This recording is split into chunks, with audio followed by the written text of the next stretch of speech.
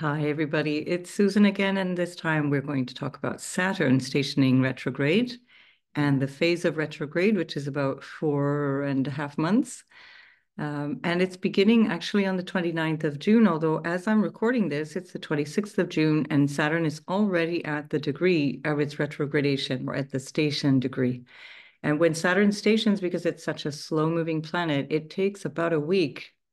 So for the next 4 days from the time I'm recording, and then about 3 days after, so till about the 3rd-ish of July, Saturn is at the same degree. It's just kind of hovering at that degree. But it's been very, very close to this degree all the way through June and through much of July. It will continue to be close to that point.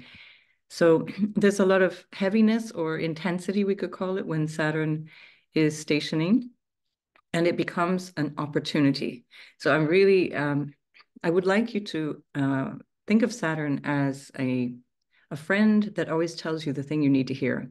And rather than thinking about what might go wrong or what might be, what might feel like a burden or something that feels like it's going to be too heavy or challenging, you want to think of Saturn showing up in your life where things need more effort or where things have not been worked out in the right way and in such a way that it shows you that there's some need to change, a need to take responsibility. So the issue of Saturn for a lot of people is that they don't like to take responsibility. This is the era that we're in, that people shy away from responsibility. And there's an enormous amount of psychological projection as a result. So with Saturn, wherever Saturn is in your chart, and for some houses more importantly than others, it's really important to fully own responsibility for you, for the condition of your life, for the condition of your finances, for the condition of your relationships, etc. So Saturn is the Karaka in the Indian astrology, the representation, if you like. Karaka means the representative of our career. And it doesn't have to be what we're earning money for. It's the way that we show up in the world. So we could call it our responsibilities in the world, our worldly duties, our worldly responsibilities. And so even if Saturn is not, say, in the 6th or the 10th house, it still represents that. And so much like the sun represents career, the sun represents career in the sense of how we envisage our role in the world, how we want to show up in the world, and the way that we're guided or the way we desire to operate in the world, where Saturn is what we have to do. It's what we've come here to do. It's known as the Lord of Karma. The whole chart, of course, is karmic. It all depends on what has come before.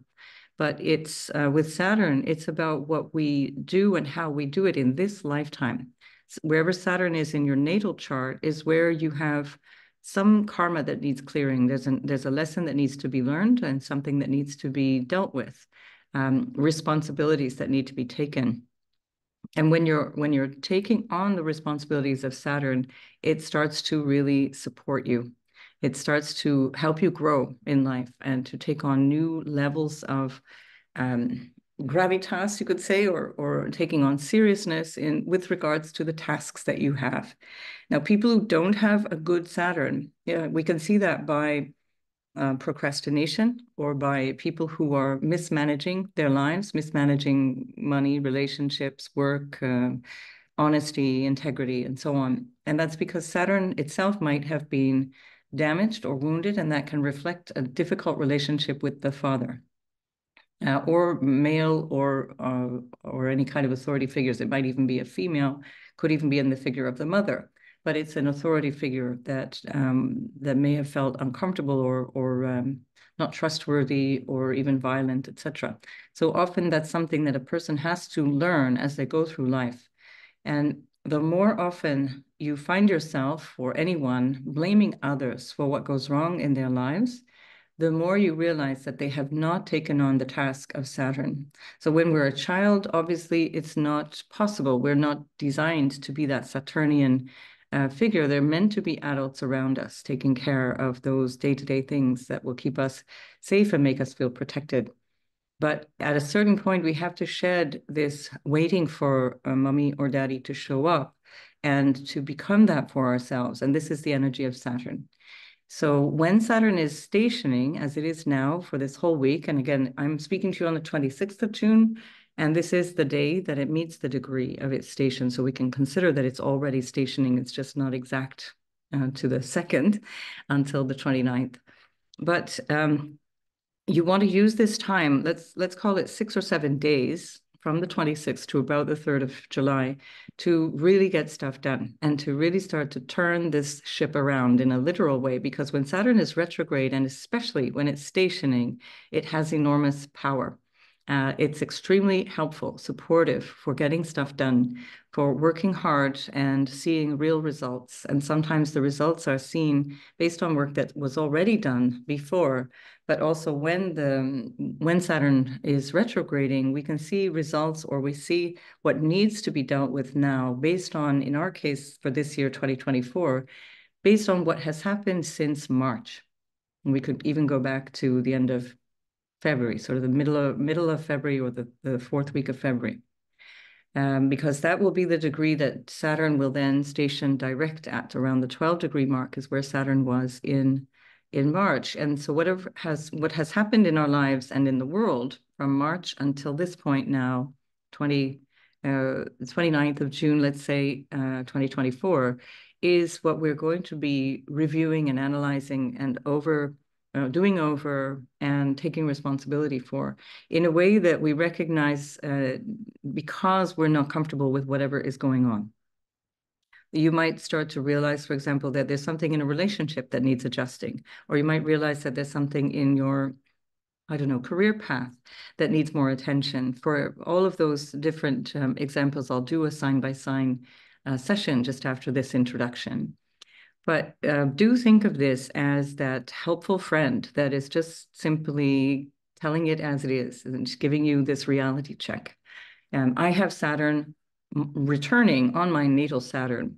At this point, it's just about 20 arc minutes of a degree away from my natal, it's 45 arc minutes of a degree away from my natal Saturn. And so it's been sitting on my Saturn for quite some time now. And I can really feel that there are things that I need to change in the way that I'm doing my work. I have Saturn in the 9th house. In terms of doing my work, in terms of the quality of the counseling or teaching or guidance that I'm doing, I need to make changes in terms of my movement around foreign lands, because Saturn, which is in my 9th house, which is Pisces, in my case, I have Cancer rising, is ruled by Jupiter in the 12th. So there's always an aspect in my life, because of the way Saturn shows up, that has something to do with foreign lands and travel. So I've got my mission. It's very clear what I need to change, but not how. And the retrograde is showing us how to change. So what we require when Saturn is involved in a personal way in the chart is patience. And we just simply have to put the head down and get on with it and deal with the changes that need to be made.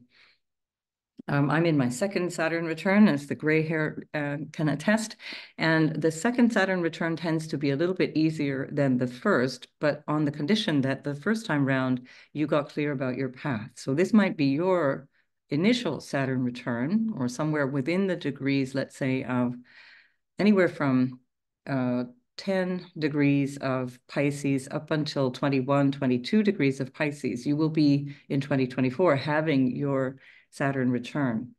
And as a result of that, you're now probably in this moment of choice. You're recognizing that things need to change, things need to shape up, or maybe you want to commit more to a relationship, or you want to commit to a path of career. And this retrograde phase is going to help you do that. It's going to help you identify what it is that you want to do going forward and how you might envisage the long run, because we're looking at a new Saturn cycle, if your Saturn is in those degrees, a new Saturn cycle of about 29 years. So it's a long-term setup, a long-term phase. And I'll be touching on that sign by sign, as I mentioned. I want to show you as well that in August, I'm just going to change the chart here so we can have a look at the square to Jupiter that's coming up between Saturn and Jupiter. Saturn, which is ruled by Jupiter now in Gemini, by the 19th of August. And that square is a very interesting energy, because I actually have that natally. And it creates a really interesting dynamic because there can be a time when certain projects that you want to undertake or certain things that you want to deal with are thwarted, but it's often for reasons of practicality, meaning that the overall idea is excellent. Now, Jupiter and Gemini can think really thick and fast and have lots and lots of plans, but they don't necessarily pan out because it's an air sign. Jupiter in an air sign tends to expand things too fast for them to actually be manifested in reality. And the Jupiter, of course, is in this energy of Mercury. So there's a lot of ideas, a lot of motivation for things. And Saturn is slowing that down. So, well, you might feel, for some of you, especially around August, I'm going to say any time around the middle of August, probably from about the 12th or 13th, right up until about the 24th of August, because it'll be slowly grinding into this square as Saturn retrogrades and Jupiter keeps moving forward. There will be a need for some adjustment or a recognition that things won't work out exactly as you had intended. And that's not a bad thing. Now, Mars at that time of the square is technically still in a conjunction with Jupiter, and it's squaring Saturn as well. So there's an impulse here, there's a really strong desire, but there's also a break on that. And there's a feeling of needing to recalculate. It just happens as well that Jupiter, which is Mars and Jupiter, which are ruled by Mercury, are also influenced by the retrograde of Mercury, and Mercury is under the beams of the sun, which is ruling it. So it's a really strong sun, sort of clouding the judgment, if you like, of a very stubborn Mercury. The same very day of the retrograde square to Jupiter, we also have a full moon. So there's going to be a lot going on. And that full moon is creating a T-square between Uranus and the sun and Mercury included. So that's going to be a very busy time, and I'll come back and speak about that later in the summer, but it's going to be a very busy time. But if you factor in that is going to offer up new vision for change and perhaps a need to change course. I've forgotten also that we're still in the sextile between Neptune and Uranus as well as that. So there's quite a lot going on here. It's pretty much all summer long that Neptune and Uranus are sextiling. So there can be a lot of flights of fancy, a lot of ideas that don't really pan out, or things that are really not clear, like sudden shocking changes that are just really, really not clear. And so don't lose heart. Just have a plan B, and also have a sense that the plan is coming together, but in a way and a shape that we are not really able to completely control. This may involve money because we've got Venus involved in this. There's this T-square here and another T-square. There's all of this challenge. Venus squaring Jupiter can also be challenges or over-optimism around money. And there might be some break on that because there might be some need then for a readjustment around money. And it'll depend on where that shows up in your chart. But all that to say, just allow things to be adjusted. So don't be too stubborn. This can be the problem with the Sun Mercury in Leo. And again, that will depend on your natal chart. But as they are squaring Uranus, we need to leave our options open. We need to leave options open so that Saturn can come along and say, hey, did you think about that thing? Did you take care of that? Saturn can bring a lot of blessings. It is actually really powerful when it's retrograde, and it can be very helpful. So Saturn tends to slow things down and make things a little more challenging, even when it's direct. And when it's retrograde, ironically, things can actually take shape in a way that can actually speed things along. But with the square to Jupiter, we might need to just have a reality check in August. Then there's another square to Jupiter at Christmas time, for those of you who celebrate. And that is where we find Saturn is now direct and Jupiter is now retrograde. So the Jupiter retrograding at 14 degrees, squaring Saturn at 14 degrees. So this is equally challenging, but now what is happening is the area where Jupiter is, the Gemini area of your chart, is where you're reconsidering things, where things need to be reflected upon, where you might find that those are the choices that you need to reconsider or that need extra attention on your part. And so Saturn is helping you build and reconstruct based on what has happened since March, from March till the end of the year. And Jupiter is now reconsidering what has happened since the summertime, so since July-ish, sort of late July. But it's when Jupiter is retrograde, it's still Jupiter. It's still going to help us. But Jupiter in Gemini can be a little bit scattered. And so with Saturn squaring that, again, it can be really helpful, just thinking in terms of picking up the pieces of things that we haven't really paid much attention to. Now, Mars is trining the North Node at this time. It's ruling the North Node, and that Mars is retrograde because Mars went into retrograde at 6 degrees of Leo at the end of October. And so it's a really, at the end of November, beginning of December. So that trine from Mars to the North Node carries a similar flavor of we need to just reconsider certain actions here, the way that we're operating here. Mars is going to be opposing Pluto, reconsidering major dynamics for change, major dynamics that might be with regards to how we integrate ourselves or our plans into society. And I'll be looking at that again closer to the time because this is going to be an opportunity to really try and understand something globally, which is changing in a way that might be quite unsettling. So at least if we keep our personal shit together and use Saturn to do that, then the rest of the situation around us will be a little bit easier to digest. And that's another thing with Saturn. It's about really where are we focusing our attention? This is a really helpful way of seeing Saturn. It's, are you getting stuff done, or are you being distracted by things that you actually can't do much about, that you can't control? If we back up to go to the 15th of November, we then see Saturn is stationing direct at 12 degrees 41 of Pisces. That happens to be my sun. So this year my chart is incredibly highly aspected. So watch this space. We'll see what happens. I'll keep you posted. And where it's also happening yet again around the time of a full moon. So it's really extraordinary how these events are really shaping up around lunations. So the square to Jupiter is around on the day of a lunation, and then the station direct is on the day of a lunation in Scorpio and Taurus, a Taurus full moon, which is widely conjunct Uranus. So, and Mars again now at this point still in its trine to the North Node. So because all through November and into December, Mars is basically trining that North Node. There's going to be a lot of pressure for change in an individual way. Now, think about that effort and the ownership of responsibility, taking on what I am responsible for and leaving the rest.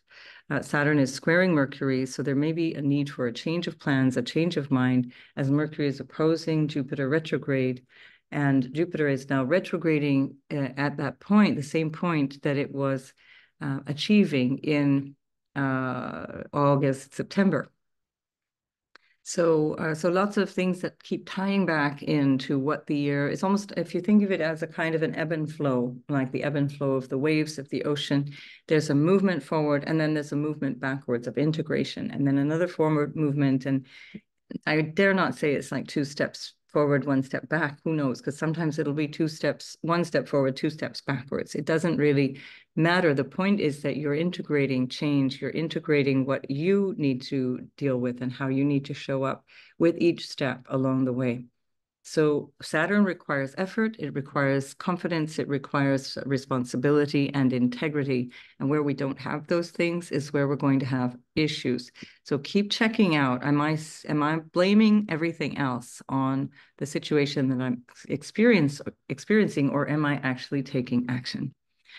So problems can only exist in the context of not taking action.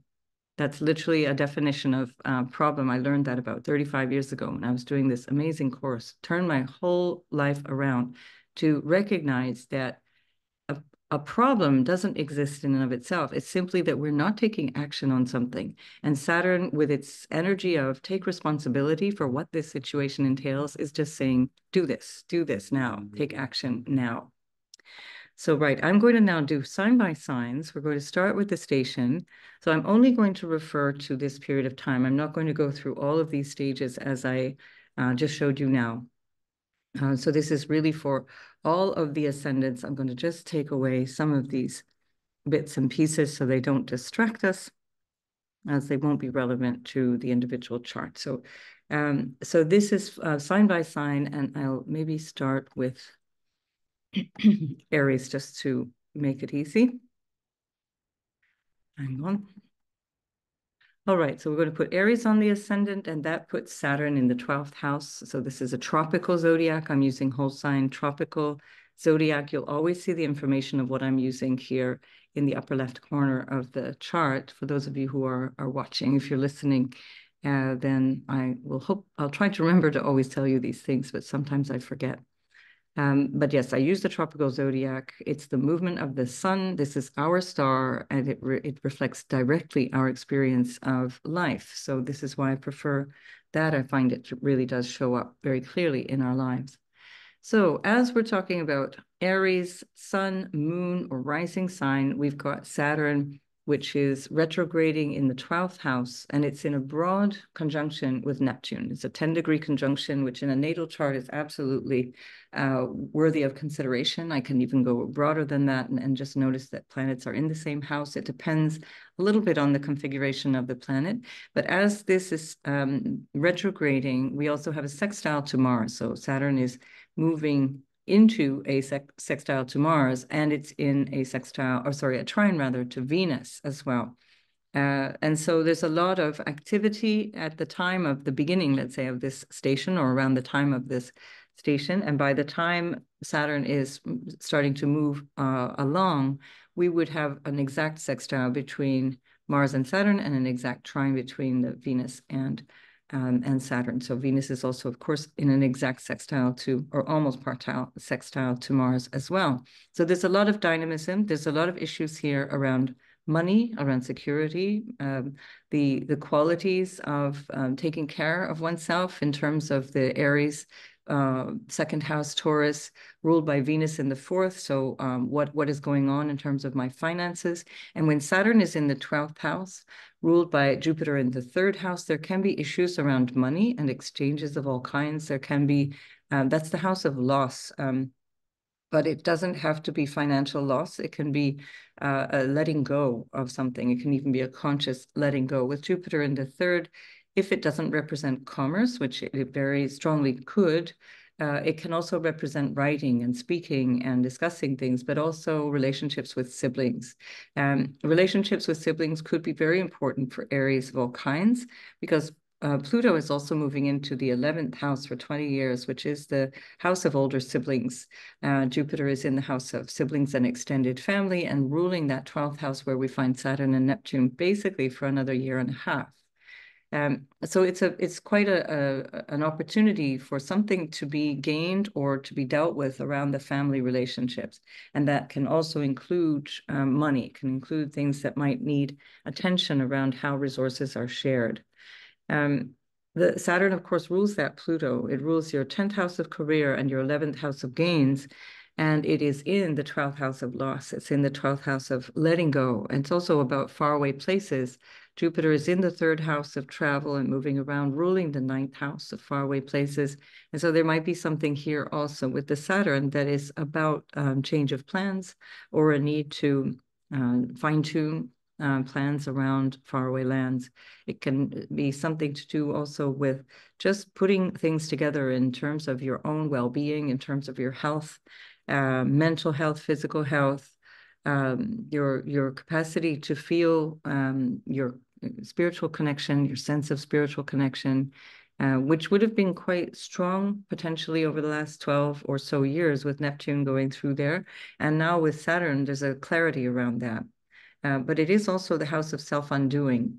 And so if there has been any behavior, and if it's especially related to money or issues around your values or issues around what you need to take responsibility for, now Saturn, especially retrograding through that point, is going to give you an opportunity to make some big changes. And that can be about rectifying things that have caused you some physical harm, like illness, that can be psychosomatic, or addictions, or behavior that is not really helpful for you.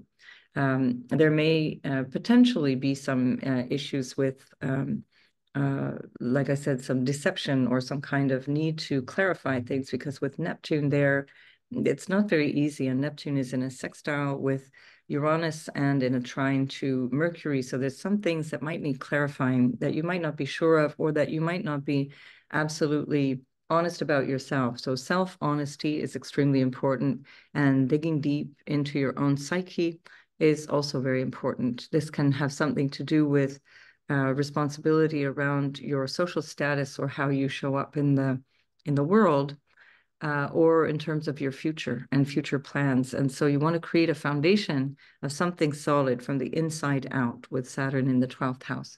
It can actually be extremely beneficial, because the 12th house is quite nebulous, and Saturn is very strong in the 12th house. It really likes to be in the 12th house because of that, because it can put order in a place that feels disorderly.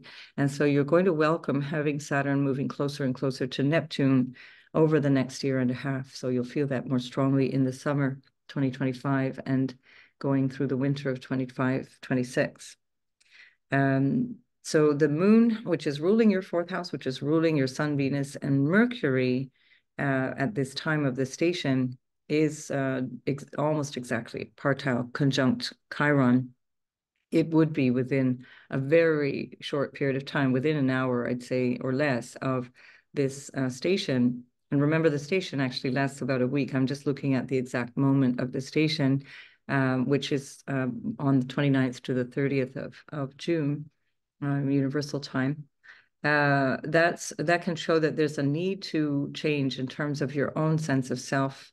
The sun is squaring the nodes at the time of this station, and it will move into a square that is really strong, really exact, very soon after, within a day or two of the station. So there's a lot of things that are requiring an adjustment in the way that we see ourselves, the way that we feel about ourselves, the way we deal with our emotional nature, or our mind, our mental nature. And of course, moon also, especially for Aries rising, is representing home and family. And so this might also include, how am I engaging with my family based on what I need as well, my own terms. So I'm going to leave it at that, Aries, and I wish you a very productive Saturn retrograde period up until the middle of November, and I'll see you in the next video.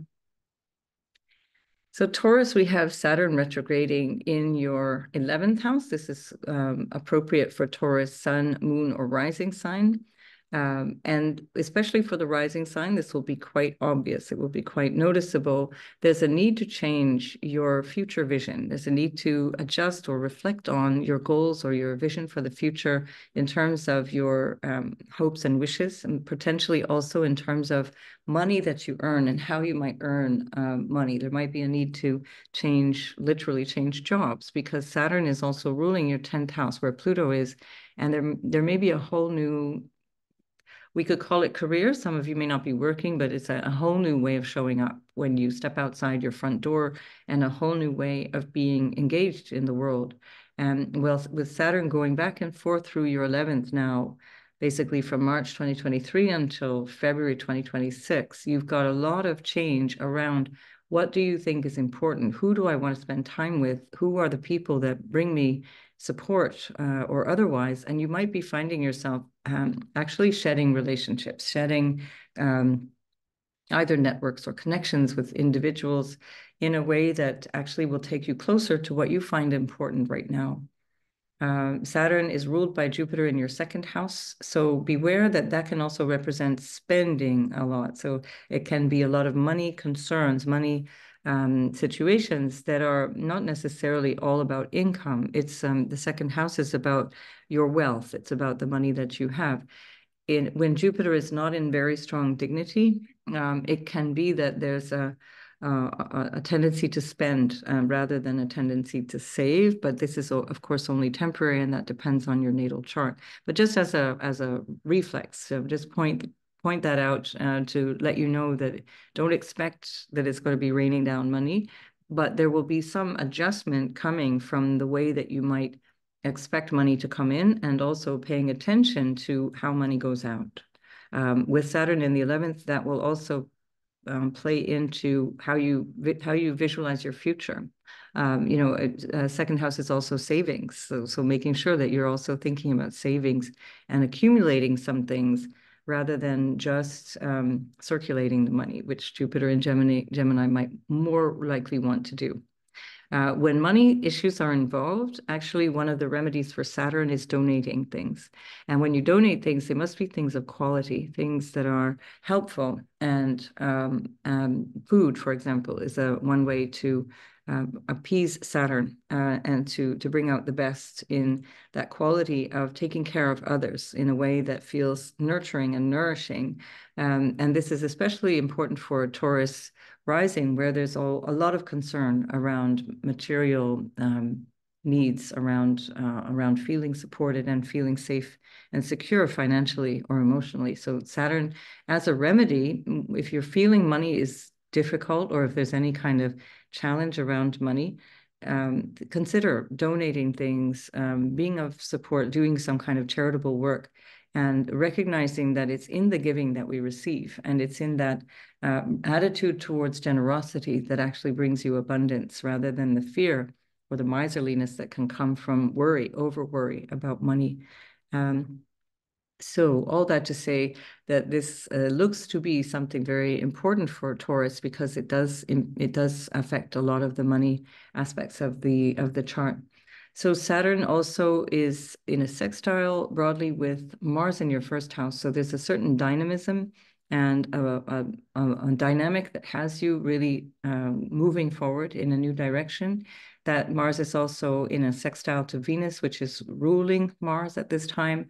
And that can also have you engaging in things that have some kind of commercial value, can be something to do with education as well, perhaps, or trips and activities in your local space.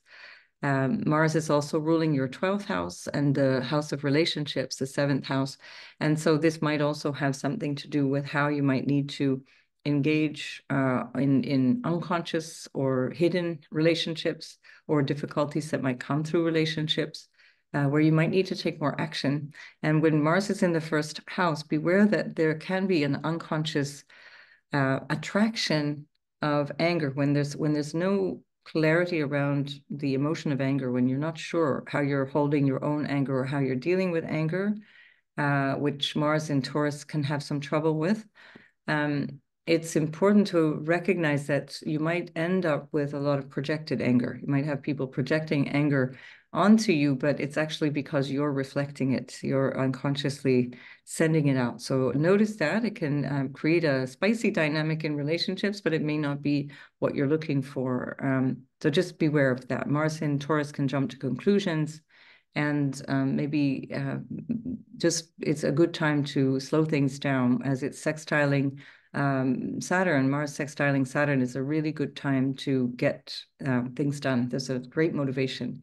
When Saturn is trining Venus, there may be also a getting serious about money or getting serious about relationship that allows you to take solid action. So I can see this as potentially very productive. It would, of course, depend on your natal chart. And of course, the nodal axis is the sun rather is coming up to square the nodal axis, and so that's reflecting on choices that need to be made. So there's still this path that we need to cultivate with the North Node in Aries all through 2024 and into January 2025, which is, what do I need? Where do I need to put more of my attention on my life? Not in the selfish way, but in the sense of I am a valid and utterly worthy participant in every relationship and every domain of my life. And what do I need to feel satisfied and happy? And what do I need perhaps also to change or to contribute as this is going on? So very interesting time. Now, Venus is also just at that point where the new moon will be on the 5th of July. So you can look at all these because Venus is very important for Taurus because she's your ascendant ruler. And so that Venus quality, where she is right now at the time of 29-30 June, when Saturn is stationing, is going to reflect something that the new moon will bring up when the moon comes around to meet the sun at 14 degrees, 25 minutes of Cancer.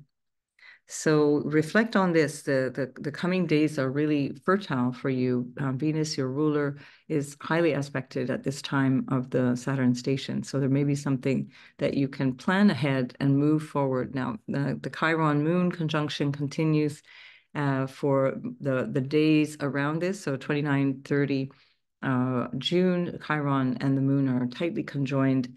And this is also something that can bring about the quality of healing that Chiron has been pointing to pretty much all of this year, and that has been very strongly emphasized by the eclipses that we had 25th of March and the 8th of April.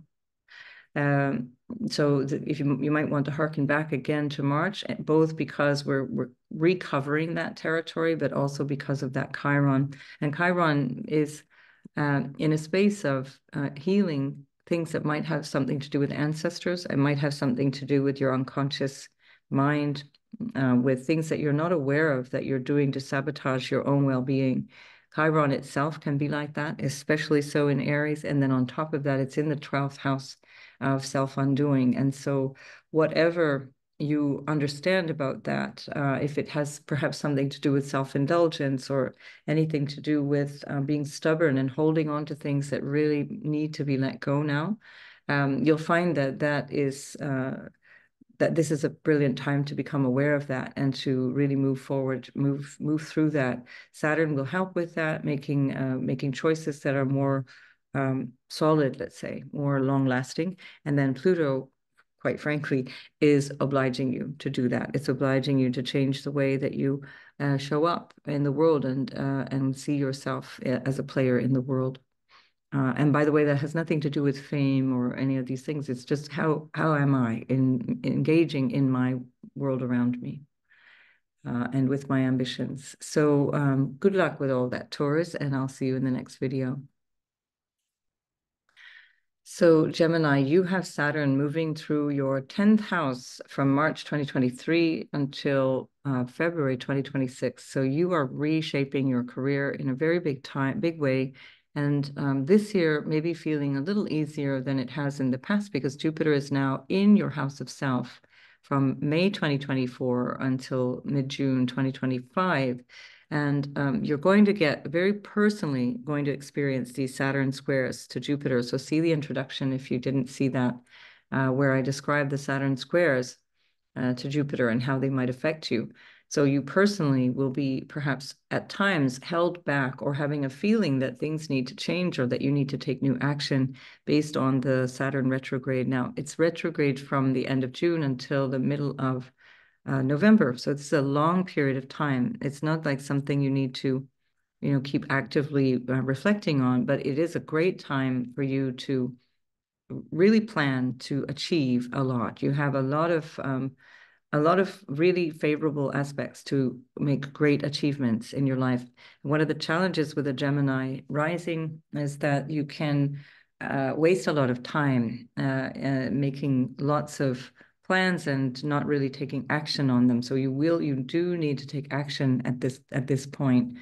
And you'll want to try and maybe narrow down the options, let's say, narrow down your focus to the point that you find there's certain things that you really want to achieve, and just keep asking, what do I need to do today to achieve the thing that I want going forward, so that you can really recognize what it is you need to adjust to going forward. And that's always advice for Gemini rising, but especially so while Jupiter is in the first house. And while you've got Neptune going through the 10th, there may be a certain lack of clarity about your role in the world or about what your ambitions are. But Saturn is bringing a lot of clarity there. And it's also trining Venus, which is in your house of money and resources. That can involve family, and particularly so for you because Cancer is also the sign on your second house. So even more strongly affiliated with family issues. And so there's maybe a pull in a new direction. Certainly, Pluto has been pulling you with a new sense of what you expect out of your life, or how you feel your purpose is, or how you want to relay your life, a life with meaning. And while we have this North Node in the 11th, it's calling in the same kind of quality. It's like there's a new goal out there for me. There's a new thing that I want to do. With Chiron and the Moon here, beware that it might be you that's holding yourself back, and that might be your own attitude towards yourself that is the obstacle to achieving that. And this is in a square to Mercury in your second. Mercury is all about communication and how you manage money, especially in the second house. And so there could be an aspect of that needs your attention as well. With Mars in the 12th house, there can be some unconscious emotional or psychological irritation that you're not quite sure. It's kind of like this thing that's in your frame of reference that you're not really sure what to do about, or it's like when you're too close to something that you can't see it properly. In this case, it's everything that's behind the eyes in the 12th house. But it can also have something to do with foreign lands, because we've got Pluto in the 9th and Mars in the 12th. And so pulling your attention far away from where your day-to-day life is. So this could very well be something to do with working in a foreign land, because we've got Jupiter-ruled Saturn in your 10th, Jupiter in the 1st, giving new opportunities, new ways of showing up and taking responsibility. But at the same time, we've got all of that energy building from the 12th and the 9th that is about long-term change. Uranus is in a sextile to Mercury, from the 12th to the second house, where again it can be about issues of money, finance, exchanges, or communications in some way, shape, or form. When Mars and Uranus are in the 12th house, do also beware of issues around financial loss or loss in any way, shape, or form. And this, if you anticipate that, you can think of it as a shedding. And this is also what Saturn retrograde is very good at. It's simplifying and shedding what is unnecessary, what is just ballast that needs to be dropped. And so this notion of shedding can also be with reference to habits and things that you're doing that are not really serving you, not really helpful. Mars is ruling your house of everyday work. So there's something here that does seem to reflect a need to change the way that you work, or a desire at the very least to change the way that you work, and perhaps taking on new responsibilities around that. And when I say work, again, it could be unpaid work. If you're working from the home, you're looking after your family. That's a part of the story. It's a responsibility for your duties. It doesn't have to be what you're paid for. Although Lord knows housekeepers should be paid for raising families, but there we are. All right, so Gemini, good luck with all of that. I hope you're finding lots and lots of success and new goals, new visions for yourself with this Saturn retrograde.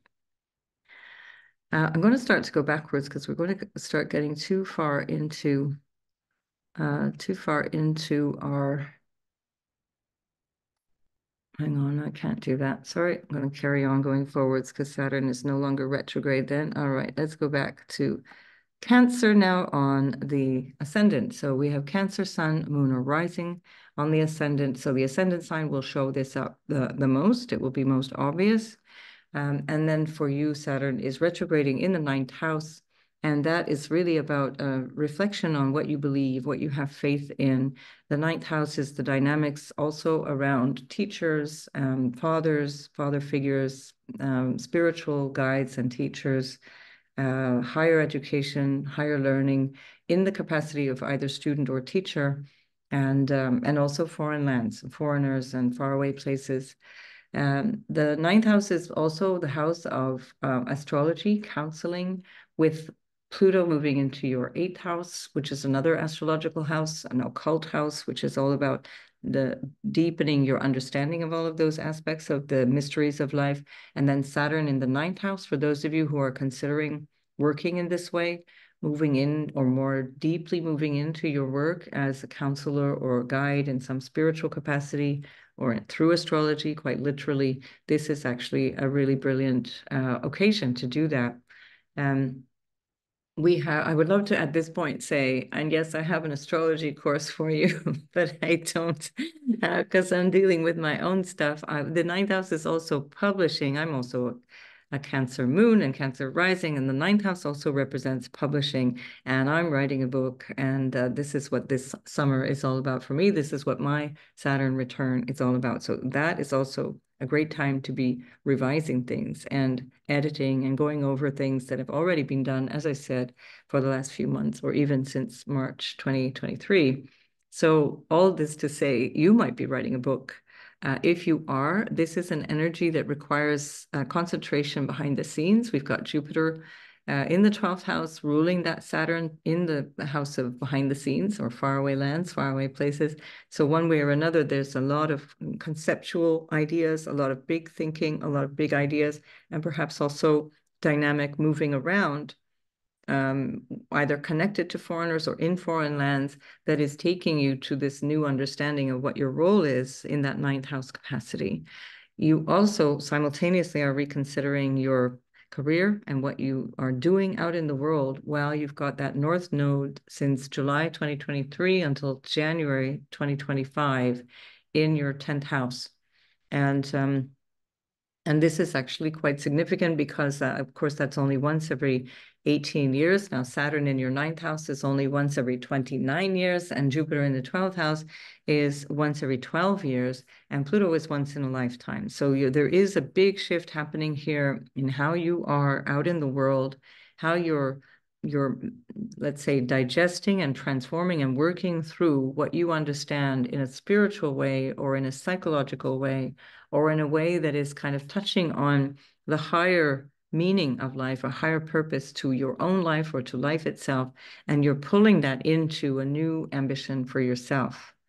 Now, there's still some doubt or shyness that needs to be overcome. There may be some confusion or worry around how to take on that responsibility or how you might want to explore how you do the things. This is an ongoing process. While Chiron is in the 10th house since April, May of 2018. So this is not a new story, but it's very, very much highlighted at this time as the moon is right there with Chiron as Saturn is stationing.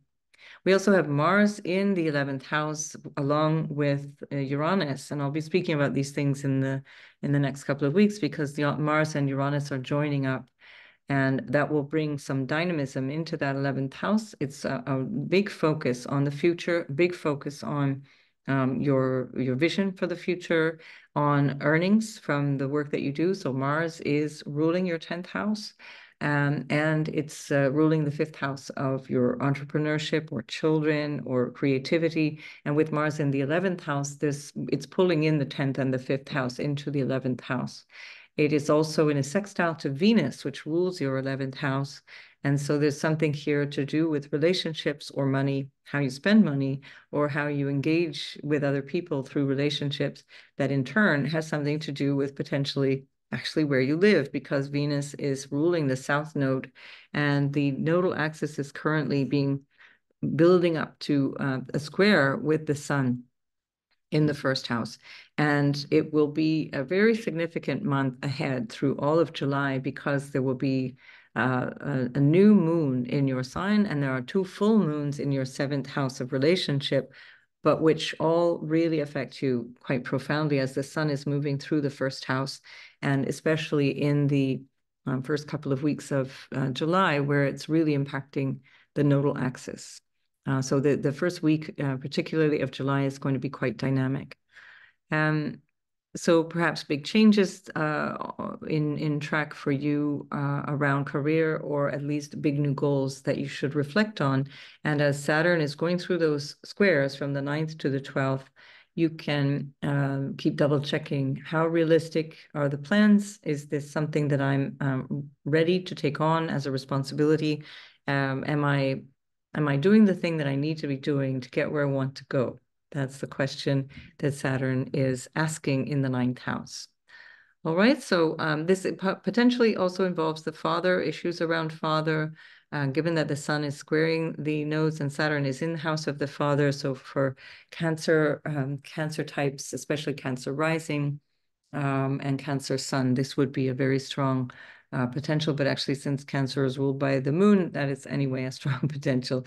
The moon itself being in the 10th house and ruling the ascendant and squaring Mercury suggests that there is something very personal here that you're having to decide or communicate about around your career. It's the #1 focus for Cancers in 2024. Your social status, you could also describe that as, it could also be an issue around relationships, including things like, am I married? Am I not married? Do I have children? Do I not have children? These are questions of social status as well. Saturn rules your 8th house of marriage and your 7th house of relationships. And so if you are looking for somebody, if you are, or there may be people that you're engaging with, and they'll be in places that connect with you on a philosophical or a spiritual or a professional level, and that also have meaning. And so those partnerships with Saturn in the 9th house will be partnerships of quality based on things that you believe in.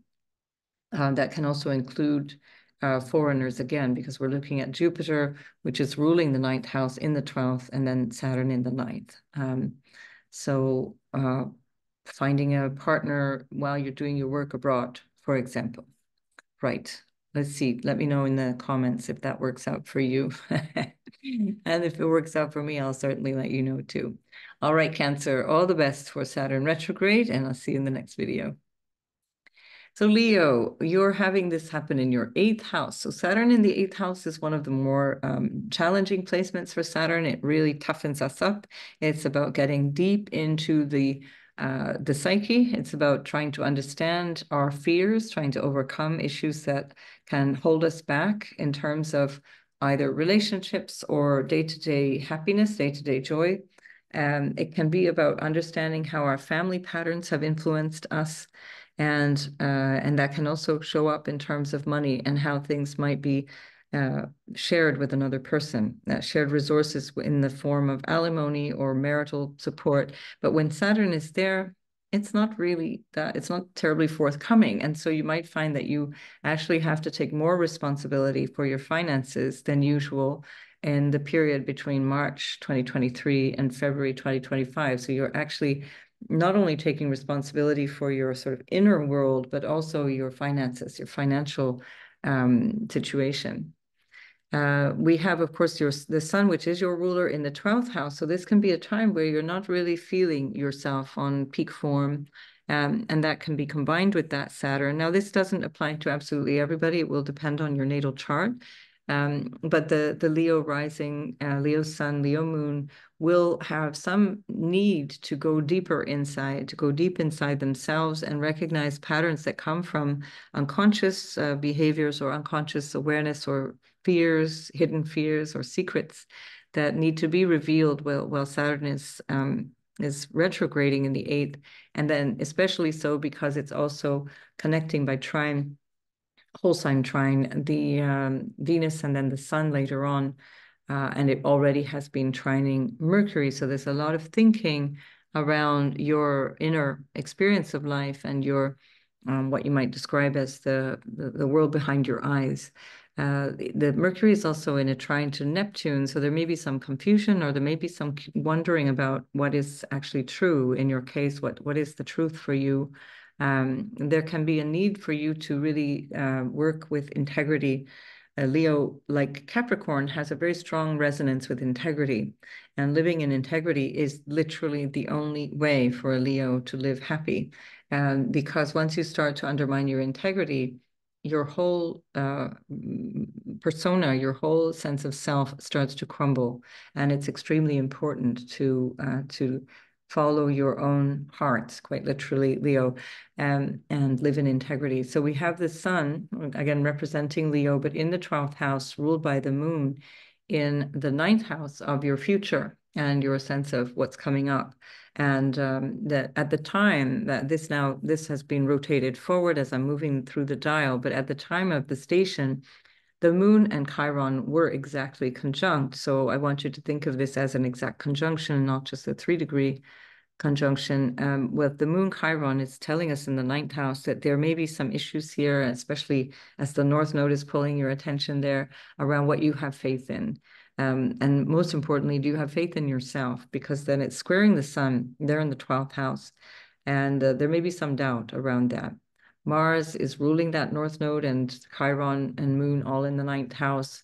Mars is ruling your 4th house of home from the 10th house of career. So your ambitions and your goals might be needing revision, or you might be finding yourself extremely driven and extremely ambitious, but which can potentially have a strong impact on your home life. So these are questions that will be based on Mars sextiling the retrograde Saturn, which is about what are the right actions to take based on the things that I understand about these more intimate aspects of my life, but also the things that I understand about that sextile through Venus now, which is ruling the Mars in the 10th, which are maybe more hidden aspects of self-undoing, or things that might come from a place of not really being sure, not really being clear what we're experiencing or how.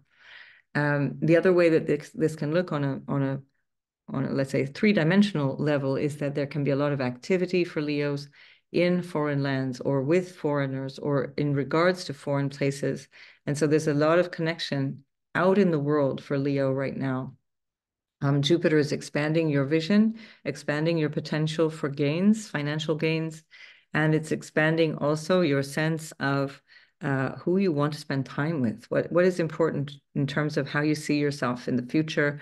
Who do you want to spend time with going forward in terms of a collective sort of palling around with people, or political motivations, political groups, belief systems that might attract people together as friends, or in some kind of NGO or that kind of work.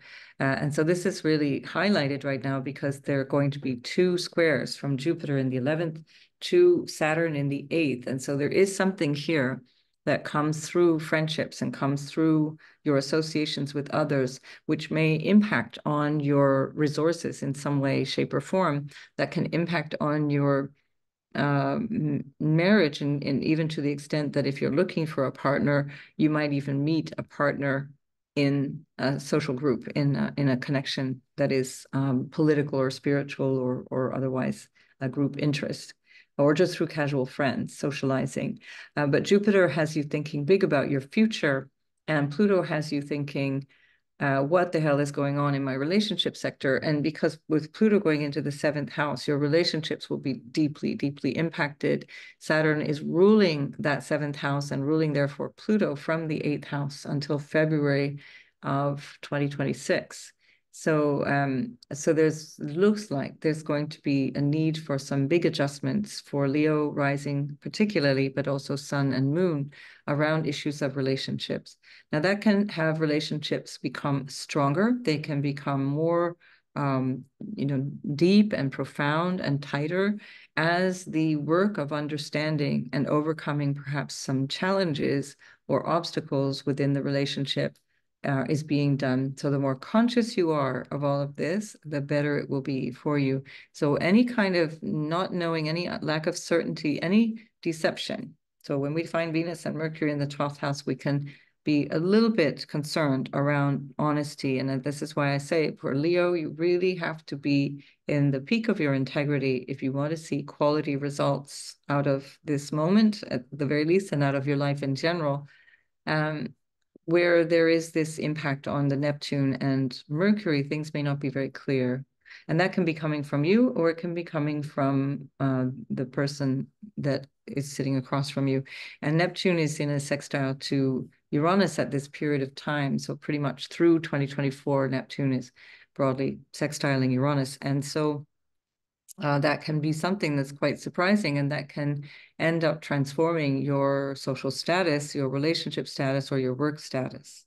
So So it's a dynamic period of change. And now as a fixed sign, sometimes Leos find it difficult to make change. Or there's not a whole lot of excitement around change for Leos. They might take their time to make change out of pride or out of stubbornness. So this could be where Mars in the 10th house is actually causing you some trouble because it is squaring your first house, ruling the 4th house, and that Mars in Taurus can be quite stubborn.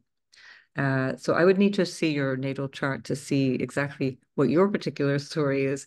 But nonetheless, there's a change here that is required in terms of your image of yourself and your awareness of what's going on beneath the surface.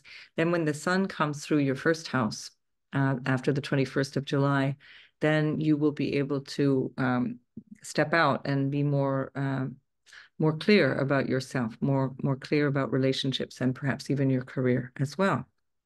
All right, Leo, good luck with all that, and I will see you in the next video.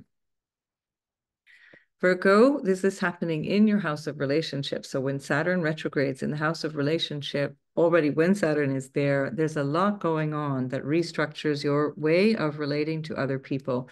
Saturn is where we take responsibility. So you want to make sure that you yourself are taking responsibility for other people in your life and how you are or not creating boundaries for yourself. So it tends to be the way with a Virgo rising that one can attract strays and more fragile souls. And this can feel very worthy, and it can feel very kind and very helpful, but it can be your self-undoing. It can be literally the thing that burns you out, wears you down, breaks your bank, gets you into a lot of trouble. And so there's a very big difference between rescuing and relating. So this is what Saturn in the 7th house is trying to describe to you. Where are you on the spectrum of rescuing compared to relating? And a relationship is a relationship of equals, where the Saturn in the 7th house retrograding now is showing you where you need to own the quality of your relationships and that you can't any longer blame somebody else for the quality of your life.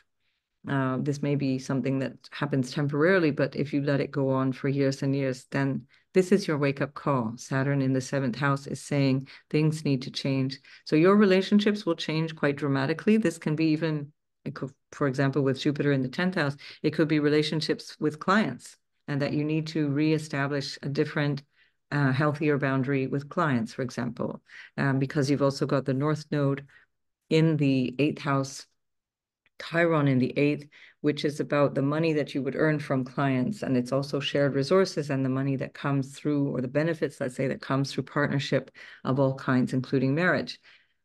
With Jupiter in the 10th house, there can be new relationship that feels like a marriage or a new business partner. It would be a very interesting, very helpful opportunity for you this year, 2024, and again through 2025, to develop these kinds of relationships, but with a keen eye to understanding what is my role in all of that. Am I taking on my share of responsibility, or am I allowing myself to be drawn into somebody else's drama and actually wasting my time? So Pluto in the 6th house will not tolerate you with wasting your time. You will have to really take responsibility for your day-to-day life and to transform your day-to-day life. And that can be incredibly empowering. If you don't do that, and this is especially the energy of this moment, if you don't take responsibility for your everyday experience, you can end up being ill. And this is particularly strongly indicated in the event that this should happen, because Chiron is in your 8th house of particularly psychological issues and fears and worries and anxieties, where Pluto going through the 6th can pull up all kinds of hidden health issues too, if you're not living in your own integrity based on the integrity around relationships. So this is a very important thing. Whenever Saturn moves into an angular house, the 1st, 4th, 7th, or 10th, it's really calling us to attention. It's really calling us to a place of structural responsibility in our life. And there's nothing more important than the relationships that we have in our life. Everything that we have in our life is impinging on other people and how they affect us as well. And so we want to be clear, who are we in this relationship? Now, the sun is squaring the nodal axis between the second house of self-worth and the eighth house of other people's money, shared values, and shared resources. This is also the house of intimacy. And when the sun is there in the sign of Cancer, along with Venus, along with Mercury in the 11th house, there may be a lot of forward planning, thinking ahead in terms of your vision for the future. This might entail some kind of income. With Mercury ruling your 10th house in the second house of gains, there could be something that you're earning that might also entail some partnership. So the money that you're working for is supported by a partnership of some kind. So this is another way that that can work in terms of your future and your vision for the future. And so this is actually a really dynamic time for you to take the reins and to recognize any patterns of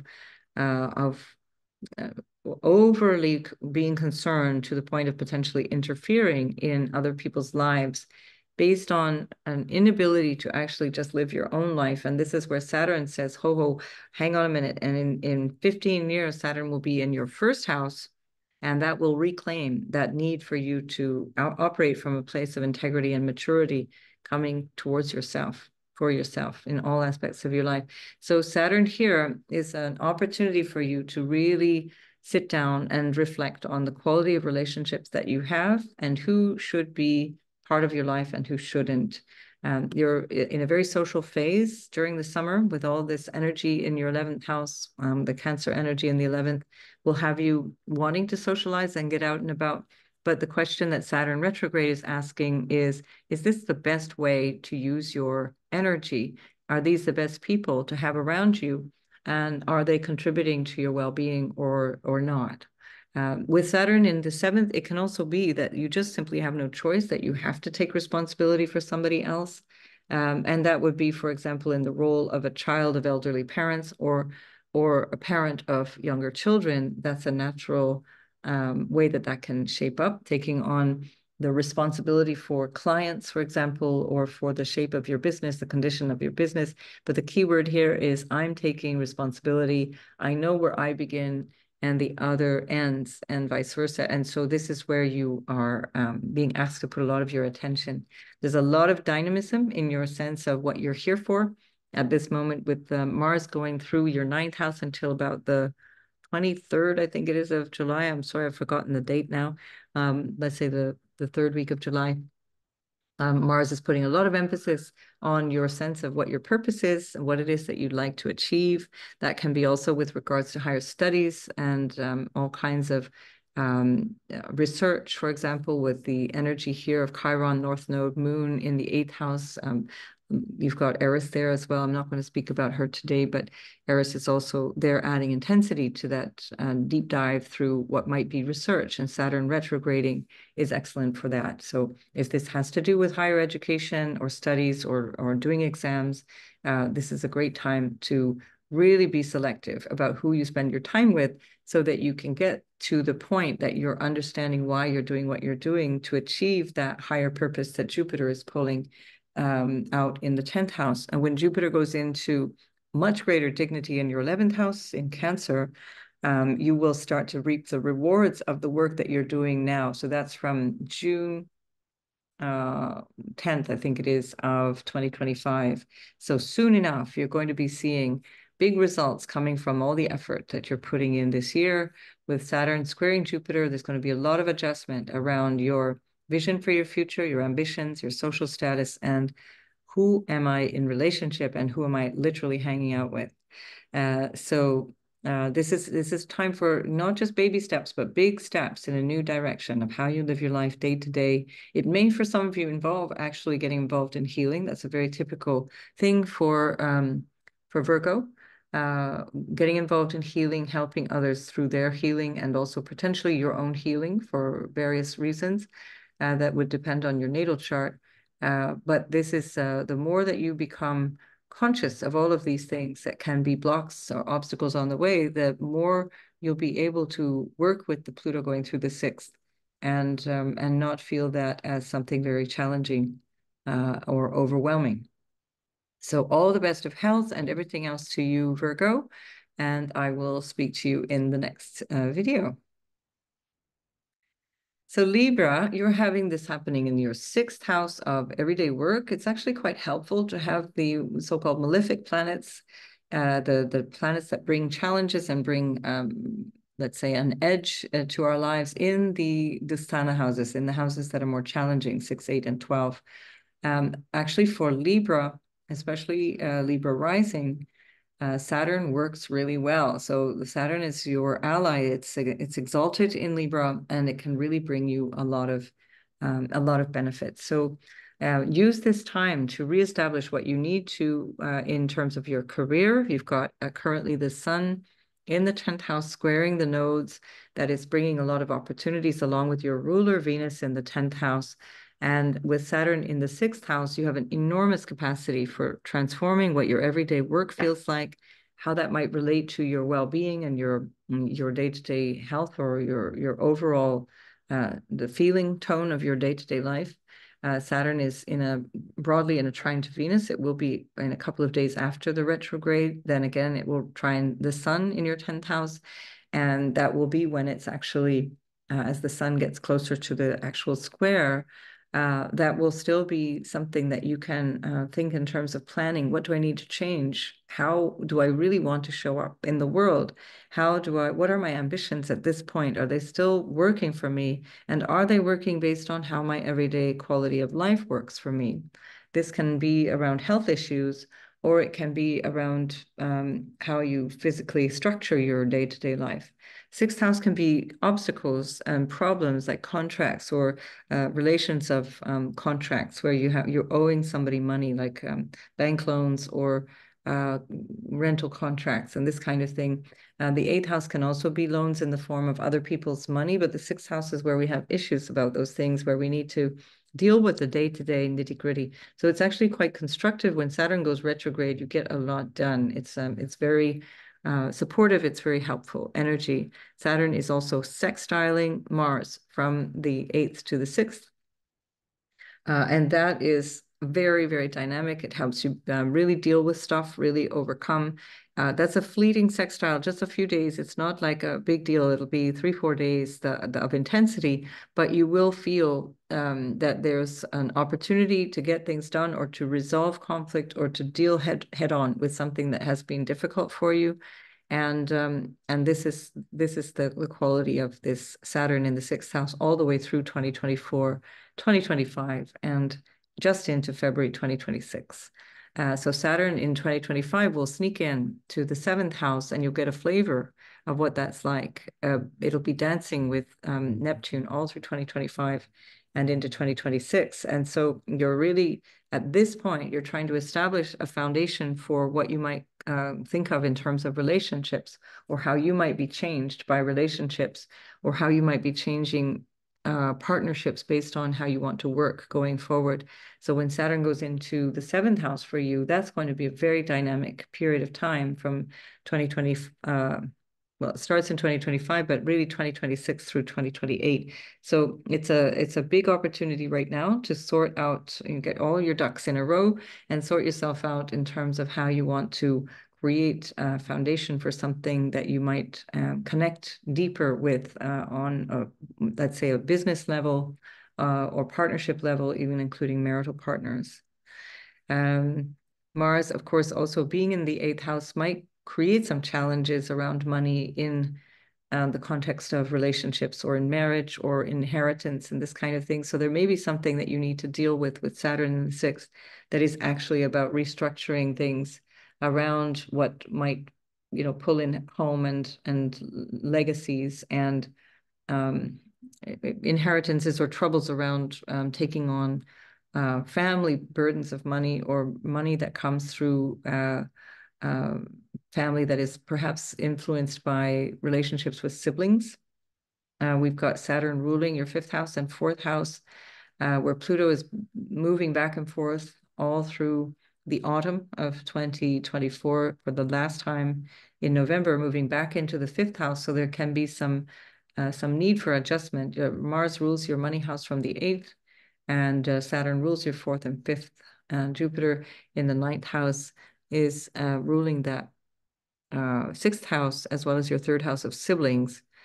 So there may be something there that comes up for you that requires some adjustment or some real taking on responsibility, potentially through an issue of conflict or an issue that requires you adjusting based on what is fair for you or what is fair for everyone concerned.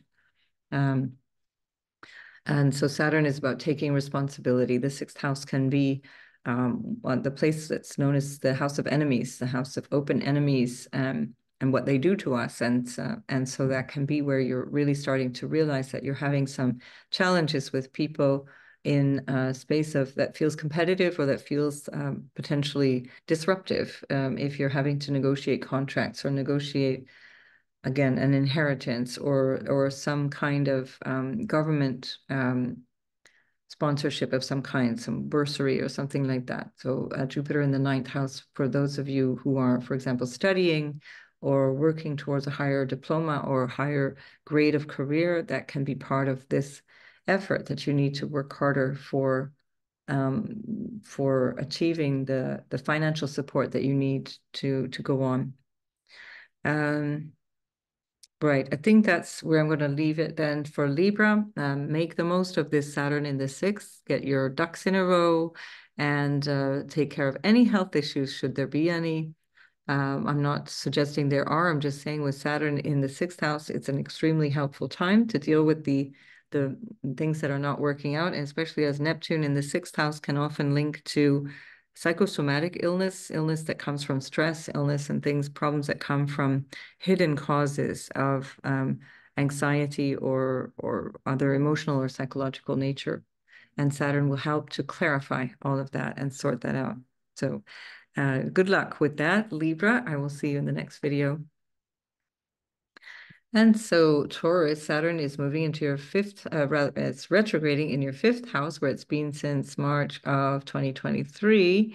And as it's retrograding in the fifth, you might be reconsidering things around how you're expressing yourself, either creatively or literally. It can be around children as well. There may be something that requires more attention with regards to children. It can be about lovers and love affairs. Jupiter is ruling that from the eighth house of intimacy and deeper associations with people, intimacy through both sexual intimacy as well as psycho-emotional intimacy. And that's pulling that energy into your fifth house with Jupiter there. So there might be something here also if you do run your own business about that. It can be something that you are desiring to change. You've got a North Node moving through your sixth house of everyday work and how you show up every day. And that's been since July of 2023. So it looks like your everyday working sort of situation needs to change, that you're looking for something new. You're ready to move on from something. With the South Node in the 12th house, and then just at this moment, all this activity up in your 9th house, there may be something that requires an international move, that you're pulling in a new vision for your work, for the way that you're showing up in work, that's based on moving away from a place or moving away from a situation that has gone stale. It's not appropriate anymore. This can certainly be based on what you individually need, what you feel you require or that you need to feel more yourself, or to feel that your work is aligning more with who you are. You can go back to 2005 for this same kind of period of time in terms of your everyday work. And then for the Saturn in the fifth house, you go back to 1995, where Saturn is right now. And so you'll see there's some overlap there. If you're old enough, maybe not. Maybe that was when you were born and you're having your Saturn return. If so, this is all the more emphasized. And especially because that Saturn retrograding in the fifth can be a fantastic opportunity if you do work for yourself, or if you're thinking of working for yourself, of establishing something in the line of business, some kind of entrepreneurial thing. Saturn is ruled by Jupiter in the eighth, which is in turn ruling your second house of income. And Saturn rules your third house also of commerce and exchanges of all kinds. So this would be an excellent year for you. You could, with Jupiter in the eighth, you could get more loans or more money from clients or more support from other people. Jupiter in the eighth is quite helpful. And you've got Mars, very dynamic Mars in the seventh house, pulling in your ruler to the seventh house. And so you might find that there's a lot going on in relationships. There may be some conflict in relationships due to a need to resolve issues or resolve any kind of misunderstandings. But it can also be where you are attracting some kind of frustration from other people. So notice where you might be, not saying causing that in the sense of blame, but in the sense of where you might be attracting anger from other people or having to deal with people who are angry. So if that's the case, notice where you yourself are not really fully expressing what needs to be said, what needs to be communicated. We do have Mercury, the moon at the time of the retrograde should be still in Aries. And so Mercury is squaring Aries. It's still broadly in a square now that it's moved into Taurus, but that's only because I've been moving the wheel to get to the different rising signs. But think in terms of the Mercury squaring the moon from Aries, which again is ruled by your ruler Mars, which is in the seventh. So there's something here that might result in a quarrel or a need to express differences emotionally that can affect a relationship or that can move a relationship forward as well. So disputes and discussions with people are not necessarily a negative thing. On the contrary, they can be incredibly productive.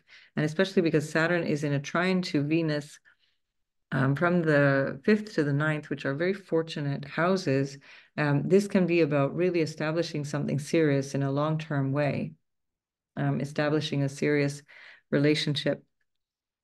The squares that you're going to get between Saturn and Jupiter are in the 8th house of intimacy and the 5th house of love. And so that can also have something to do with that deeper relationship quality with people. As also the North Node is in the 6th house. This may have something to do with health, mental health or physical health. Chiron is also there in the 6th house. And so if that is the case with Jupiter in the 8th, it's really helpful. You'll be able to find like the right kind of therapy, the right kind of person to talk to, the right kind of counselor. And so this is an opportunity then to open up your mind and open up your heart to healing as well, if that's something that needs to be looked at, especially as Pluto is moving into the 4th house. That's a powerful shift when Pluto is squaring the ascendant, opposing the midheaven or at least opposing the 10th house and then squaring the 7th house of relationships, so that this will be a tectonic shift in your life with Pluto in the 4th. Digging deep into your psychology, digging deep into childhood patterns. So as long as we've got Jupiter there, the 8th house for the Scorpio sun, moon, and risings, that is really supportive. It's really helpful. So you can kind of boldly move into a deeper understanding of what you're standing on, what is the ground that you're standing on, where are you coming from, what is the lineage you're picking up on.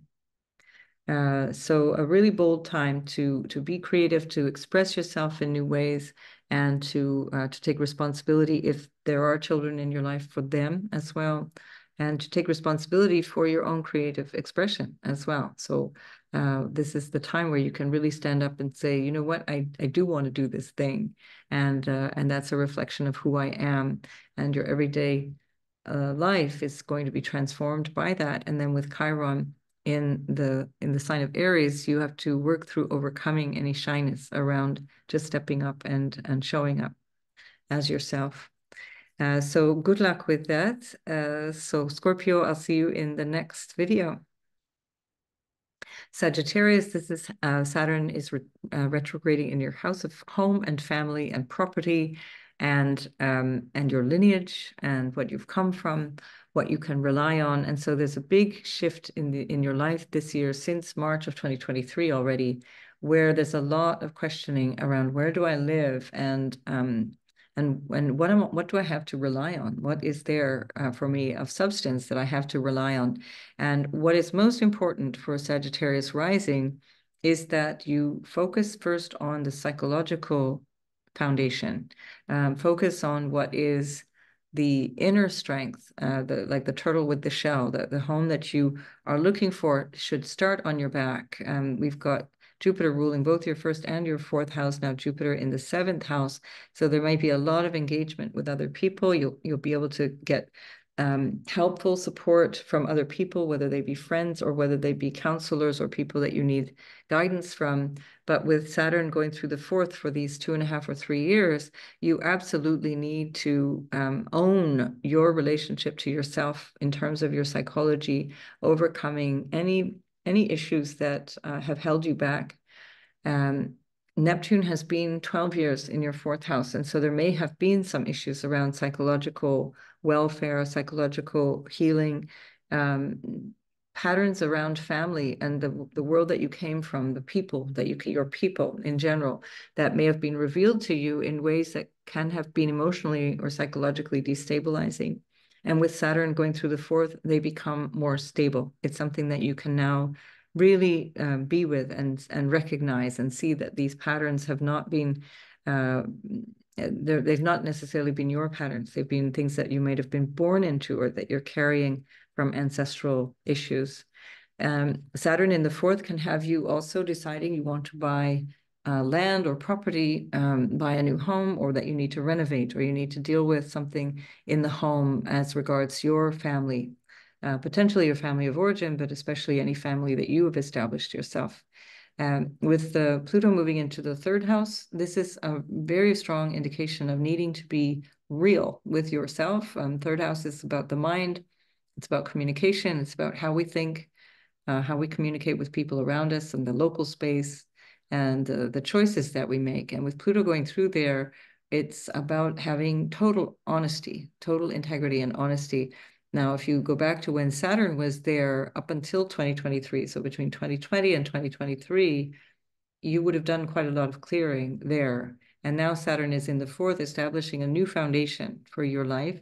With Pluto going into the third house, it's really about finding the courage to speak the truth, your truth, meaning not your opinion, but what is actually true, and recognizing the difference between what you would like to believe and what is true. Pluto in the third house requires integrity in speech, integrity in transactions with other people, but most especially a quest for the truth that becomes almost compulsive. It's like this need to understand what is real, what is true. And that's really supported right now by Saturn in the fourth house. This is also trining Venus in the eighth house. You've got a lot of activity in the eighth house. And that is also that place of the depth of our psyche, the depth of our soul, what we understand in terms of secrets or things that are intimate. So there's a lot of connection here between the Saturn in the fourth and the eighth house, where there may be some revelations, some things that you understand that bring you some clarity around your mood, around your condition, around how you're feeling about your life in general, in this way. And that can also be something to do with spousal relationships as well, because we do have Jupiter ruling the fourth house from the seventh. And then, of course, the eighth house is quite full. And that Mercury is in a square to the moon. Now, the moon, as I began the videos, the moon was in conjunction with Chiron. And as I'm moving forward, just to keep the ascendant changing, we're losing that square, but it is consider that moon to be in Aries and square Mercury for the purpose of the station retrograde, Saturn station retrograde. There's a lot of dynamism here because we also have Uranus, Mars, and no, skip the moon. We have Uranus and Mars in your sixth house, and then the Uranus is creating a sextile to Mercury, and so the sixth house again has something to do with health and healing.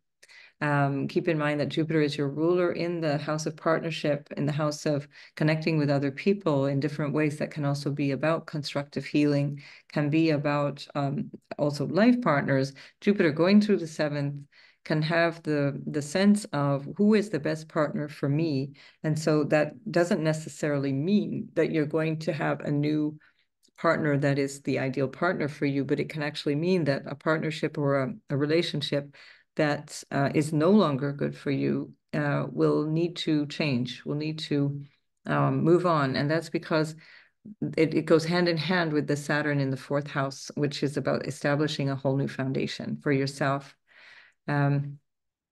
So it's long-term stuff. Think in terms of the long term, because with Saturn in the fourth house, it's about establishing a foundation that you'll notice the difference in 7 years from now, and again, 15 years from now-ish, when Saturn goes to the 7th and then the 10th house, where you start to see the results of the choices you're making now. So this is about long-term creation of a foundation of something stable, something that you can rely on. If you are old enough, this would have already been happening in 1995, technically from 94 through 96, but actually, especially so at this point in 1995. So you can look back on that for some ideas. Part of your journey at this time is to really learn how to be in a new relationship with your own self-expression, choosing based on what you need and being able to show up for yourself in that way, in a creative way or in a dynamic way of just being yourself, just being who you are. It can also influence your relationship with children, either a decision to have children or the children that you already have and what's going on with them. And the sun is squaring that nodal axis from the 8th house of other people's money and intimacy and deeper connections to family and family secrets, especially as it's in Cancer. So there may be something there that needs attention that is actually involving your children and not directly involving you, but you have to take responsibility for that. Right, but Sagittarius, it's been a rough year. I know that for you. It's not been easy. When Saturn goes through the 4th house, it's not easy, but it's really important and really helpful in the long run. So think of it as the medicine, the bitter medicine that is required for everything else to become sweeter as you have ingested and digested it. All right, so good luck with all that, Sagittarius, and I'll see you in the next video. Now we have Capricorn on the ascendant, and your ruler, Capricorn, is Saturn, and that is in the 3rd house, retrograding now. So for you, Capricorn, sun, moon, and rising, you always should pay attention to Saturn and what it's doing, where it is it retrograde, is it not retrograde? Because you will very personally relate to that, and you can make best use out of that as your ruler is changing. So you can have an incredibly fruitful time right now. Saturn in the 3rd house gets a lot done. It can be a very dynamic time. There can be a readjustment around your local space, around your extended family. Issues of siblings might come up. Issues with neighbors may come up that require some change. This can also be with reference to a commercial house in terms of commercial transactions of all kinds. And especially as Jupiter is in the 6th house, whatever is going on in terms of your choice points, the 3rd house is also our willpower and the goals, the short-term goals that we have. In these points of choice, with Jupiter in the 6th, you're expanding something in your day-to-day work, or the work is expanding, and now that's impinging on the 3rd house, where you need to take more responsibility for the choices that you make. So you might find that you need, especially around the times that they are square, so August and again in December, when Jupiter squares Saturn, you might find that you need to really slow your roll and pull back enough that you can reestablish a better modus operandi going forward, so that Jupiter in the 6th doesn't have you working crazy hours and doing way too much, which is, let's face it, Capricorn, part of your inclination natally. So we want to make sure that you're still taking control of your everyday choices and the things that keep you engaged. Now, there can also be some limitations or restrictions around that 3rd house energy, which also involves potentially travel as well, education. You might become somebody who wants to start to educate other people. When Saturn is retrograde, it actually on its own can be a really great teacher. Saturn is a great, Saturn in the 3rd can become a very, very good teacher, because there's a desire to work hard to understand, and the knowledge that you glean from that 3rd house, 9th house axis is then shared out and offered to others, and that's especially true when Jupiter's in the 6th. So that is part of the work. It's sort of where Jupiter ruling the 3rd is in your 6th house. It's like the work that you're doing has that Jupiterian quality. So if you are thinking in terms of new studies or training, and this can be very practical training, very, very down-to-earth, grounded, practical things, this is a really good opportunity to do that. Pluto is moving into your 2nd house of money after 16 years of being in your house of self. So you'll feel that as a relief. It will now start to reflect your value, your sense of self-worth, your relationship to your family in general, what supports you in general, and also issues around wealth and wealth management and income. And so this is perhaps related to what's going on here with Saturn preparing a new terrain around how you connect with business opportunities, for example, or with everyday work opportunities.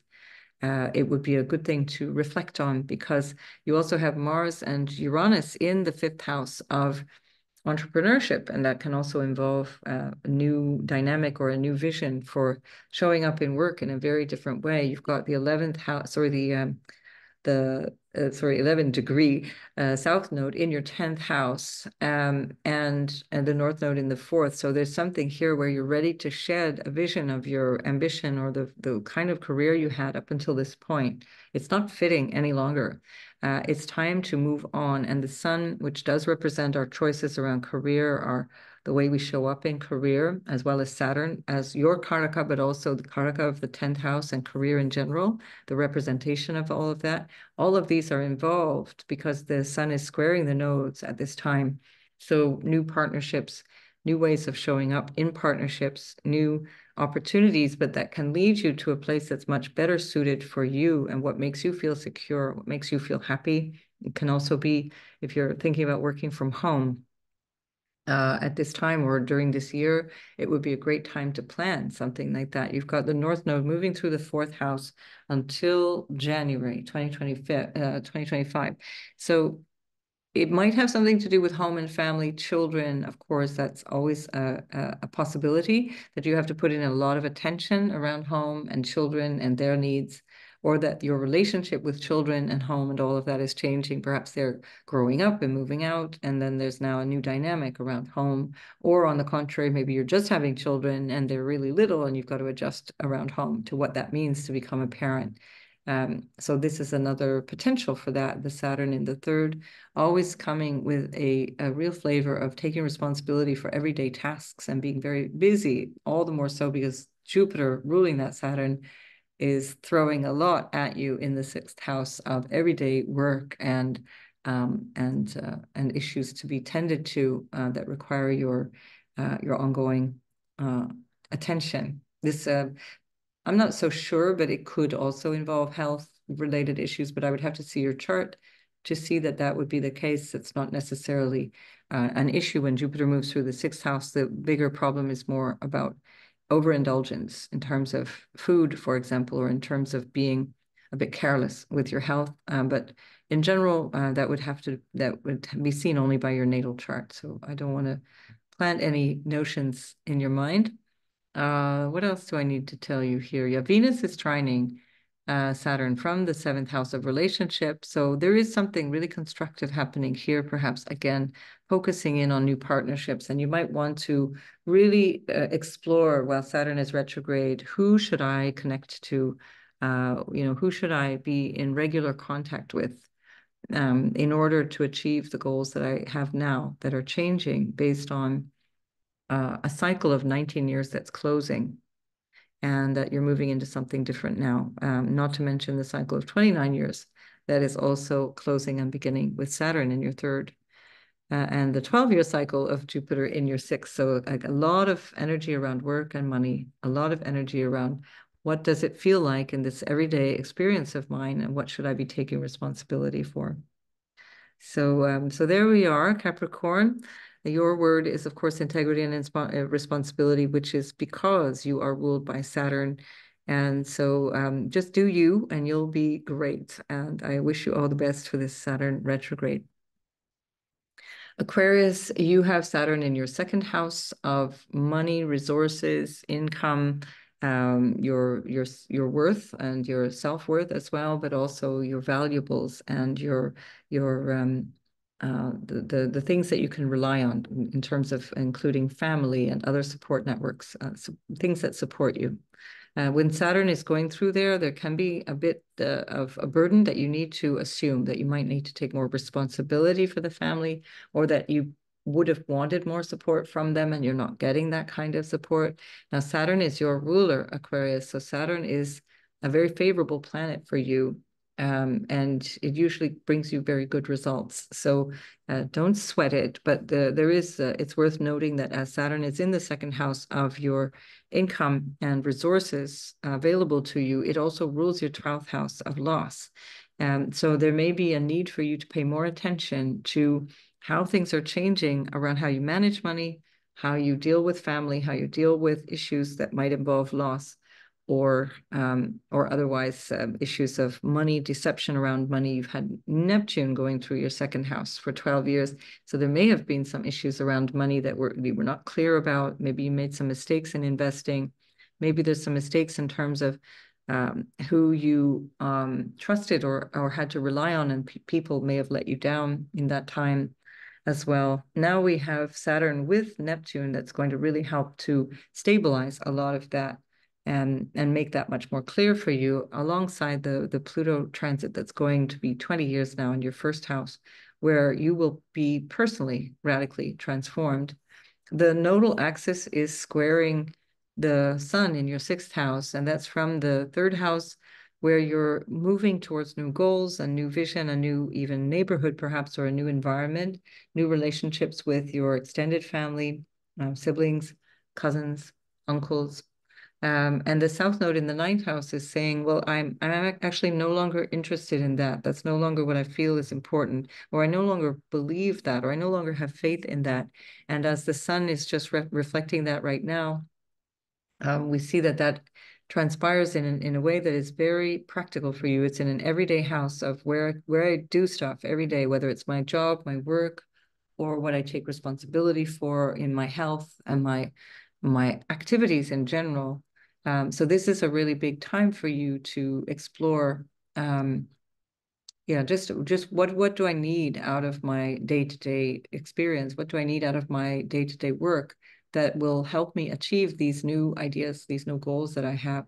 You have Uranus and Mars in the fourth house. So that can be from a point of view of psychology or emotionality, or in terms of what makes you feel secure and stable. That can be quite disruptive. That's been since 2018, so it's not new. And Uranus is considered to be the modern ruler for Aquarius, although I do prefer to use the traditional ruler, but some of you like to resonate more with the Uranus.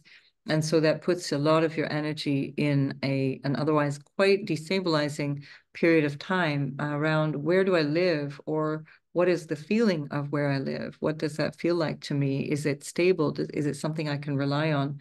There may have also been a lot of change around relationships of your lineage in terms of where you've come from, the family of origin, or the family you're establishing now, and the legacies that might bring. So there can be quite a lot coming up in July, particularly, but all through this year in 2024, with the Saturn retrograding in that house that represents family and what supports you, and then with your Uranus in your fourth house. In the middle of July, it will be conjoined by Mars, and so there's something sudden and surprising, potentially shocking, that can influence perhaps where you live or the property, selling, buying. Mars is more likely to be around selling than buying. It would not necessarily be a good energy for you to purchase something. I would have to see your natal chart to know that, but I would say selling might be better for you. And so, and then hold the money until a later time. So Mercury is also sextiling that Uranus, so something involving contracts or your everyday work environment, or your health, perhaps even mental health, and a sense of psychological stability, that you might just feel a little bit overwhelmed, that you might need to just take some time off and settle down a little bit. We have Chiron also in a square to Mercury. The moon also was with Chiron, so please ignore the moon in Taurus. We've gone forward to move the clock face forward, but now think about it as Chiron and the moon together in Aries at 23 degrees in a square to Mercury, which was in an earlier degree, 25 degrees, when we started this whole show. So the other thing that's happening is Neptune from your house of money and also family support is in a trine to that Mercury. So you may not be seeing that terribly clearly. So be careful of any financial transactions or decisions that you might make based on income and investing, or contracts that you might need to sign in terms of leasing or renting something. Again, I would need to see your natal chart to be sure of how that might look. Jupiter is in the 5th. That's always a wonderful feeling. It's trining your first house of self, and that brings in an optimism and a feeling of joy and expansion, creativity. So use all of that with the North Node in the 3rd house and Chiron there. You can also consider doing something that brings you healing and brings you a new vision for yourself through creative expression. And Jupiter is ruled by Mercury at the moment until June next year in the 5th house. So there can be a lot of creative expression coming through all of the Aquarians, especially the Aquarius ascendant. So this might have something to do with your children as well, but it looks also very positive because the relationship with your children can be very inspiring and very dynamic with Jupiter in the 5th house. So there will be a square from the 2nd house to the 5th house between Jupiter and Saturn. And so that could be where you need to do something more, expand something more in terms of your own creative output, or the things that you love to do and how you might want to work with that based on Saturn and the restrictions that might be there around family or around money, or around your own self-worth. So you're getting clear on a lot of those things. So the more you experiment with that Jupiter in the 5th, the more you might become confident in that 2nd house. But do beware that Jupiter in the 5th can also be extravagant, and there can be some misjudgments based on, and it's a Jupiter that's not in strong dignity because it's in its sign of detriment. It's in the opposite sign that it rules, which is Sagittarius.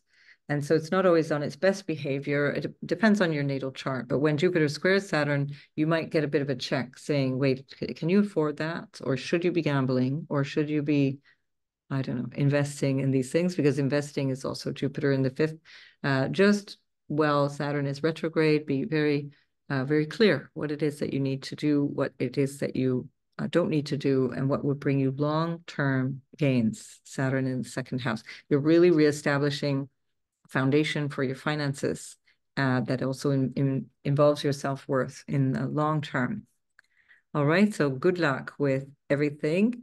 And that's for Aquarius, Sun, Moon, and Rising. I'll see you in the next video.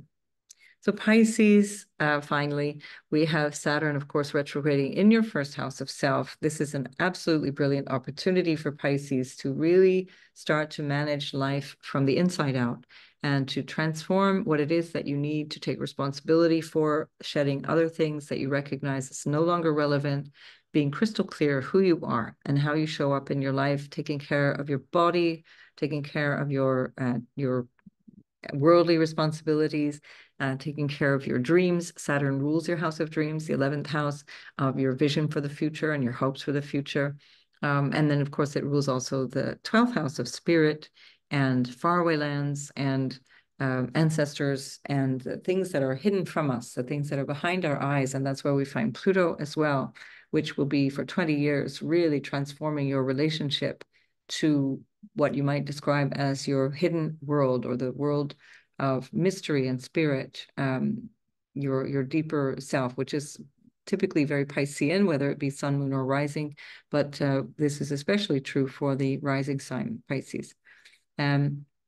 You also have a lovely opportunity because Jupiter is in your 4th house, and it puts a lot of energy in the home and family realm. And while Saturn is retrograding, and then especially in August when they square, you might find something more appropriate for yourself in terms of your living circumstances, or in terms of the quality of home that you have.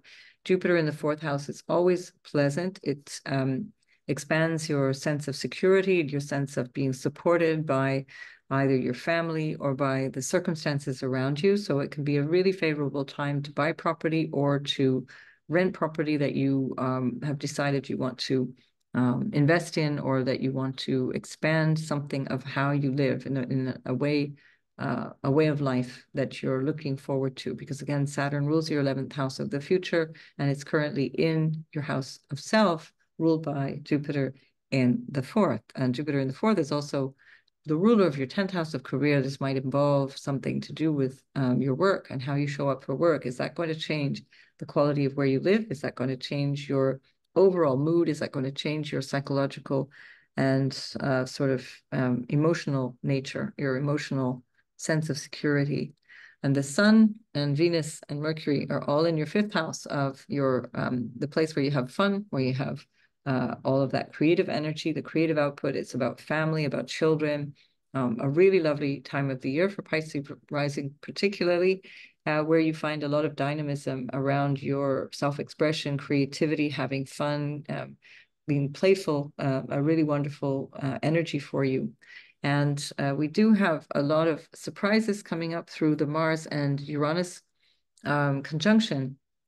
Well, it'll be mid-July, but it's already forming in the third house. So there can be some change in terms of your any contracts that you might sign, or any commitments that you have, or any goals that you might have, some new things coming up.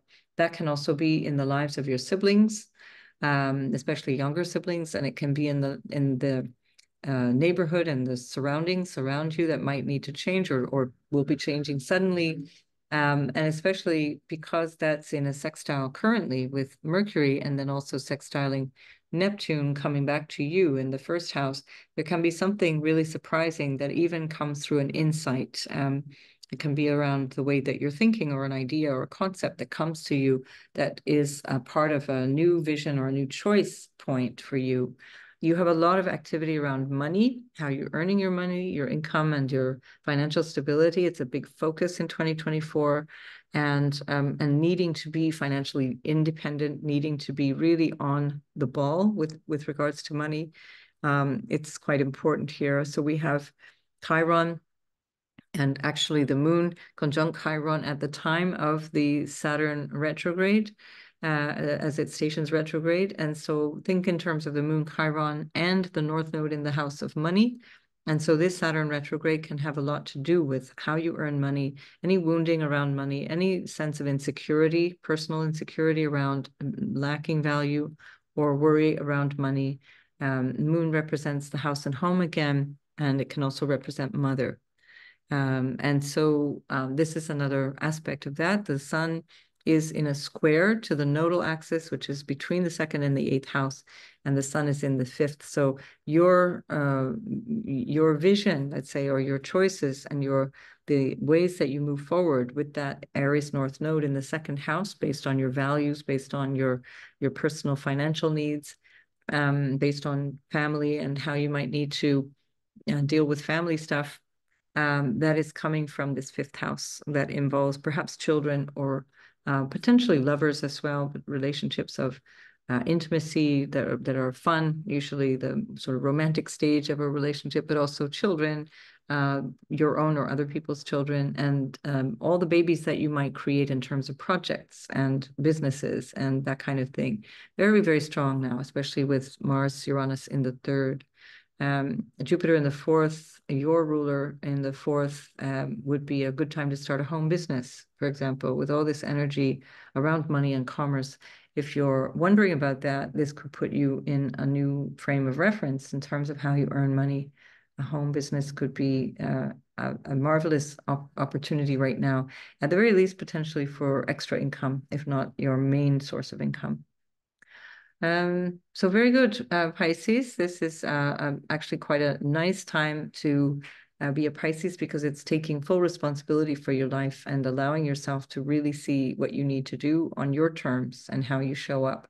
There can be some degree, if you feel that you're tending towards the more victim energy of the Pisces axis with Virgo, then notice that you're not taking responsibility for whether it be your age or your physical well-being or your social situation or your marital situation, that you need to take responsibility for yourself. You need to be your own parent, and with the utmost love and care, take care of your physical vehicle, your physical self, as well as the condition of your life. And you will find that this is an absolutely enriching time in your life. So Pisces, all the best to you. And I wish you, anyone who's still made it to this point, I wish you all a very successful Saturn retrograde, and I'll see you in the next video. Bye.